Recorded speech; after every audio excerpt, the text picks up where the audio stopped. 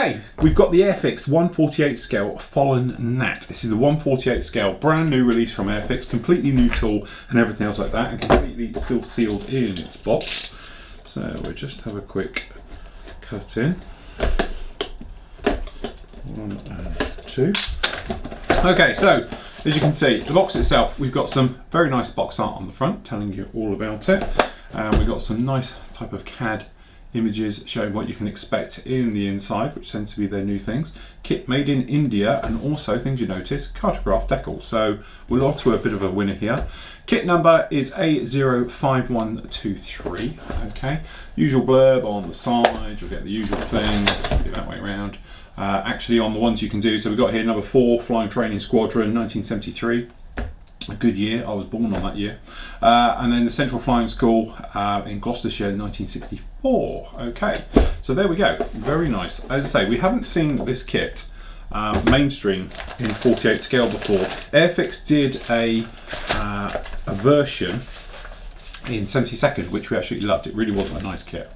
Okay, so first off, in the instructions, okay, a little bit of difference on the front here. How well we can get all of this in. I might just have to bring this out just a little bit on this camera. Sorry about that.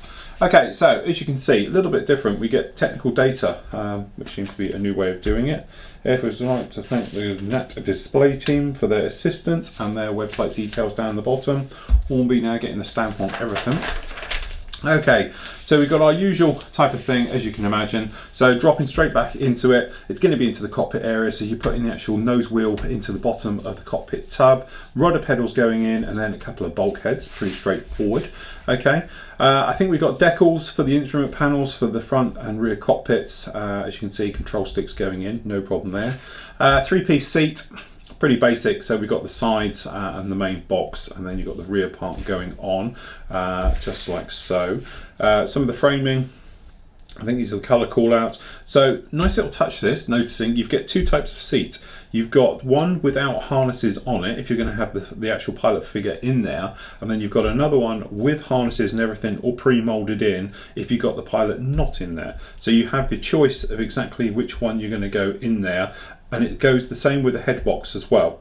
So depending on if you've got the pilot installed or not. Rear bulkhead, I assume, going onto one of the seats. Okay, just like so. And then up here we've got the seats going in, be installed in there. Then we've got basically, if you're going to be having it in in-flight display, those awful stands that they give, or you don't even give anymore, you have to buy. You can actually open up the bottom holes for installing it in there. But anyway, air intakes going in on the side.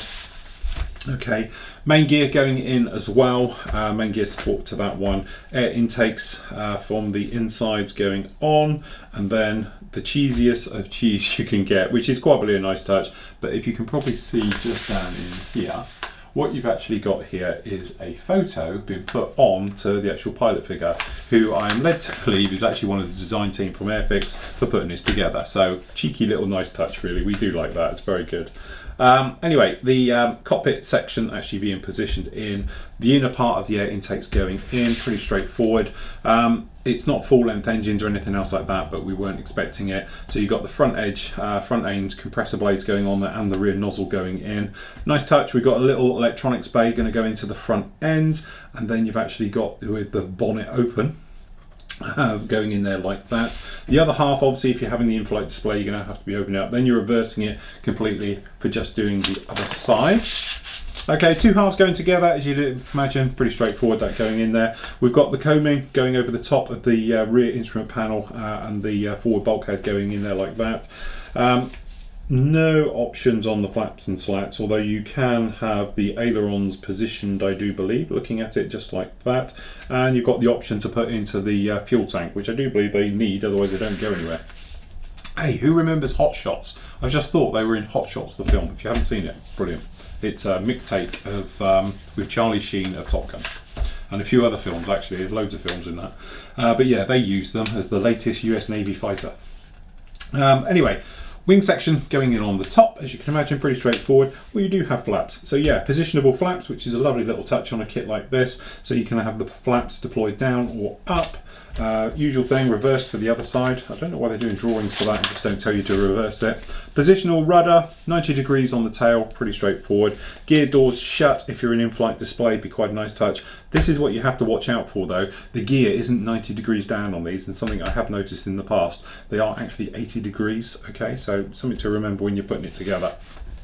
All the gear and the bits and pieces going in, which is fair enough. Then we've got these fuel tanks going in together. Again, instead of saying ×2, they tell you twice. Really, guys? And then obviously those being installed, a couple of the pitot tube going in on the front, a couple of antennas, more antennas, carbonic going on at the front, depending on if you're having it open or closed. Adding some more gear into the upper part, which is a nice touch, and those going in, and obviously not forgetting the light on the front.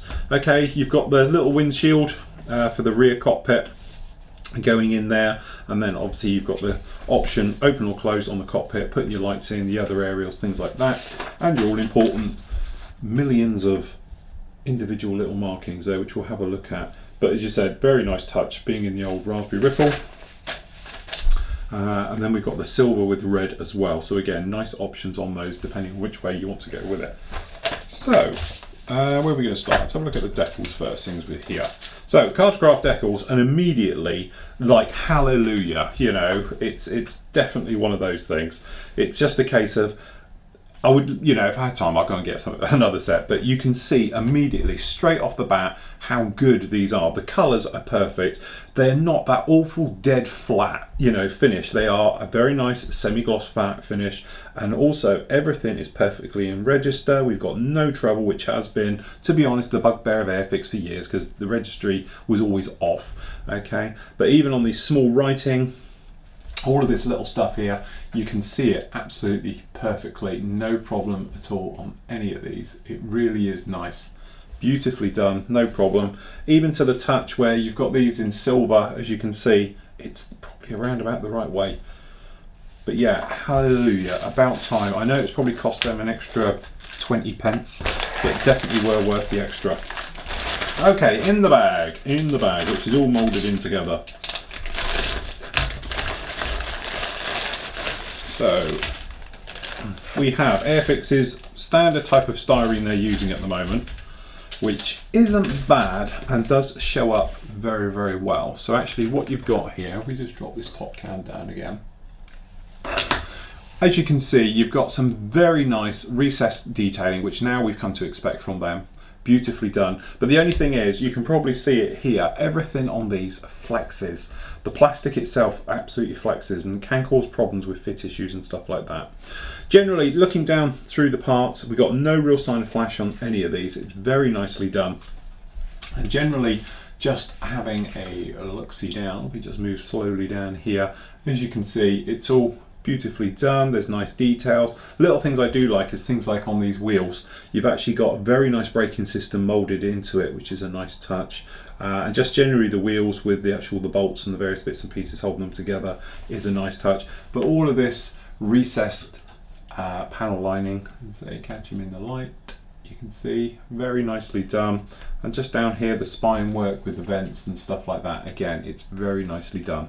Do like it. On the flip side, everything's tidied up these days, which is a nice touch. All the ejector pins are recessed, none of them are sticking out. There's no real flash or any problems with any of those molds. The inner ones, even for these two-part tail planes, very nicely molded. I think that's the rudder on that one as well. So very nice touch with that. No problem with any of those parts.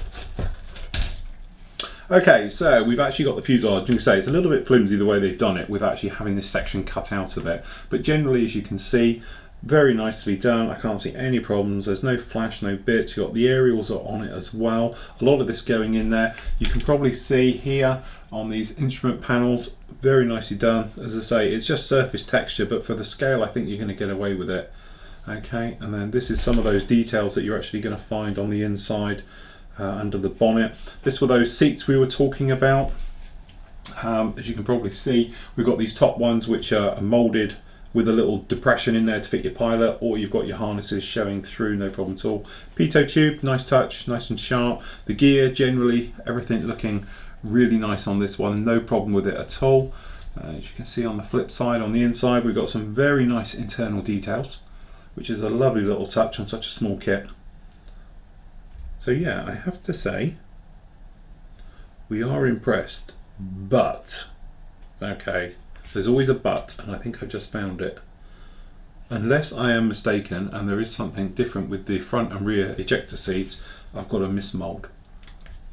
I've actually got, if you can see this, the box head, and you can see on which camera, but I'm missing one on one side. I assume it should be both, and looking at it, it looks like it's been caught when it got removed from the mold because there's an ejection bit mark in the middle. So it looks like, unless I deliberately shouldn't have one, but it definitely looks like a short shot on my kit for that seat, which isn't a problem. Okay, it's a pain because you'd have to make a new one, but a little bit of plastic card in there, you know, a little bit of 0.5 plastic card, job's done. Okay, so what else we got? Okay, next one up, we'll start here. So as you see, we've got all the flaps and slats and all the rest of it. Some great details in this kit though. Certainly these wheel wells, you can see all the details down in there. They are absolutely exquisite the way they've done that. Some very nice details and something so small. This is for underneath the hood. This is the actual electronic stuff underneath the nose. You can see the actual molded in marks and things like that. Things going down here for the flaps and the ailerons. A couple of ejector pin marks, a bit of a pain inside the actual intakes, but nothing massive. Got some little wiring looms for the rear of the main gear wells. Okay, the pilot figure, who unfortunately doesn't look like the guy in the picture. Does this mean we can do that for trade description though? Anyway, we've got down here, as you can see, the cockpit tub, which is another little gem. Sorry, I'm about to sneeze. Okay. It's okay, we'll edit that out, no one will know. Okay, so as you can see, control columns, we've got throttles in there, some nice little boxes, lumps and bumps that will really bring that to life. You've actually got here, this is the pods for the fuel that go in there, the inside of those intakes, again, very, very nice indeed. So last up, we've got the actual clear parts. And again, nice little touch. I didn't see any instructions, you probably did watching, but you can probably see we get two canopies. So we've got closed or open, again, nice touch. The main difference is, you think like, why, what's the difference? The difference is this one has got all the mechanics on the back molded in, this guy doesn't, so it's a straightforward flush push in. The other great thing about it, thinking ahead here guys, when you do crack your canopy, misscribe it or get a scratch in it or fogs up or whatever, you can always take that bit off, stick the bit on the front, and you've got a spare canopy. Perfect. Okay, if only everyone did this. That way all those cracked canopies laying around everyone's spares boxes, we could find a home for them. But generally, they're a little bit thick, but they are clear. Well, you guys can see that if I put my do a little thing in there. I think that's pretty good. I've got no problem with any of those clear parts at all. So there we go. That is the Fallon Gnat T1, as I say, or Gnat. Gnat, what I'm on about. Sorry, it's all the G. Can't spell, read, write anything. Okay, so there we go. That's the Gnat T1. Beautiful kit. Been waiting for it for a long time, and it's finally here. Apart from I've got a small mismold, that is a gem of a kit.